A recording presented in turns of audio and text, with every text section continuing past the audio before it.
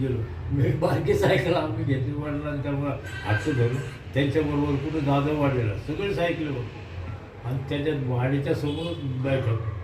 म्हणलं काय म्हणतो तो, कोण आहे?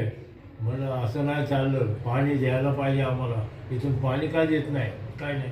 मी म्हणलं माउंट बॅटनला जाऊन भेटेल, त्यावेळेस काही नव्हतं बरं का, म्हणजे असे काय ते स्वतंत्र झालं नव्हतं, आपण काही नव्हतं त्यावेळेस, ब्रिटिशांचंच राज्य होतं.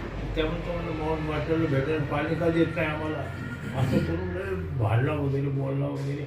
आणि मग आम्ही आलो, काही दिवसांनी पाणी सुरू झालं. म्हणलं लवजी बाबा ते कसं काय इकडे गेले? तर ते म्हणले इथे येऊन ते पूजा पाठ करायचे, नमस्कार करायचे, बसायचे, जास्त कोणाशी बोलत नव्हते, काय नव्हते बरं का. खाणं पिणं तिथं, झोपणं तिथंच राहणं.